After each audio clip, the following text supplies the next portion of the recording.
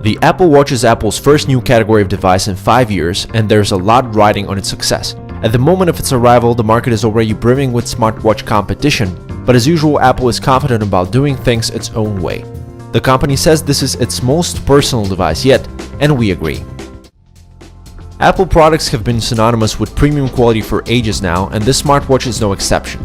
The watch unibody consists of a top layer of Iron X or sapphire glass that curves to meet the casing, which can be aluminum, stainless steel, or even gold, depending on the model. There are 3 distinct models: Apple Watch Sport, Apple Watch, and Apple Watch Edition. The design features no sharp edges and everything is slightly curved, culminating in an unmistakable iPhone 6 appearance. The bottom plate of the Apple Watch houses 4 sensors which measure your heart rate. It's also the place you connect the inductive charger. The heart rate sensor uses infrared as well as LEDs to accurately track your pulse. There are just 2 physical controls in the Apple Watch: the Favorites key, which takes you to favorite contacts, and the Digital Crown, which is a precise scrolling tool that doubles as an OK or exit button. Apple has included a tiny speaker and a microphone on the Apple Watch too, so you could take calls on it. The speaker quality is excellent, though it is quiet for even moderately noisy environments. Then there's the watch band. The Apple Watch Sport ships with 2 band sizes inside the box. You can always pick up an extra one and swap it in. Changing bands is as simple as it gets.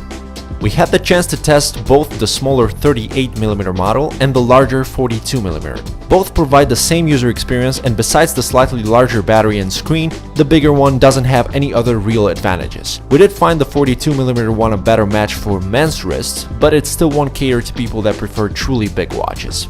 Watch purists will surely frown at the non-circular shape of the Apple Watch, but in the course of a few weeks we became accustomed to it. One of the hallmarks of the watch itself is the beautiful AMOLED screen on the front. It comes in 2 sizes and slightly varying resolutions, but both models rock the same 326 pixel density. On paper, stuff aside, this is one of the best smartwatch displays out there. It's crisp and sharp with deep blacks and blend in with the black glass surface. It has popping colors. The screen also gets very bright, so outdoor use is no problem. The Apple Watch will have its screen off by default, but will promptly light up when you raise it to look at it. Apple has included a number of watch faces for its smartwatch, but we hope third-party ones will be coming soon. By using Force Touch on the screen, Apple's lingo for a longer press, you can customize the watch faces. You can change different elements of a watch face by scrolling the Digital Crown, but the UI is hardly as intuitive. Underneath the watch face lies the Apple Watch's home screen. It's a honeycomb-like structure of circular app icons that you can navigate with the Digital Crown or by finger. You can also reorder it on the watch, but we found that to be an easier task on the iPhone Companion app, where changes were instantaneous.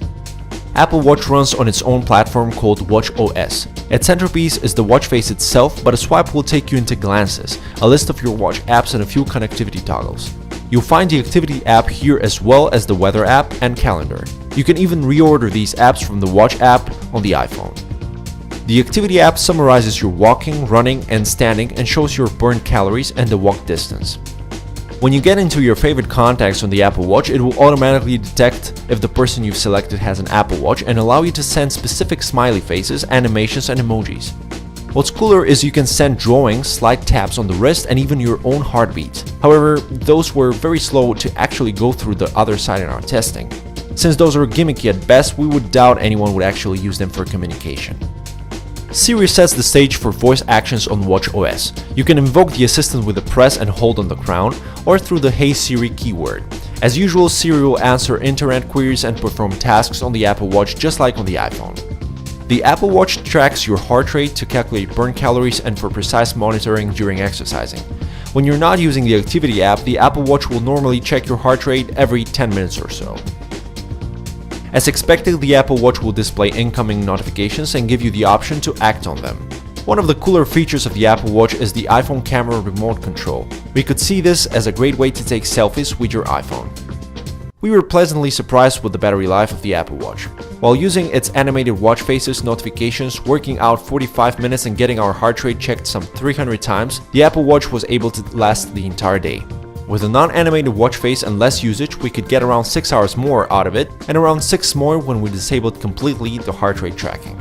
Charging is very convenient on the Apple Watch. Thanks to the magnetic coupling, attaching the charger to the Apple Watch is quick and easy. Charging a depleted watch to 100% takes about 3 hours. There are perhaps a lot of things that could have been better about the Apple Watch. One thing's for sure, there are still plenty of kinks in need of ironing out. But that's true for any first-generation device. For the most part, would say this is a very good first attempt, though it will take a considerably better effort by Apple to turn smartwatches into its next big thing. We would have been more forgiving if it wasn't for the exorbitant pricing that feels like a genuine ripoff. iPhone users hardly have any other viable smartwatch alternatives, and Apple is making the most out of that.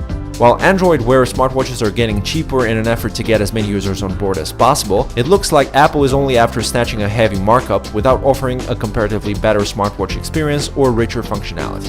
Of course, you don't always need to base your purchases on reason. Sometimes you gotta follow the road your heart takes you on. And if you do go this road, don't forget to send us that excited heartbeat of yours.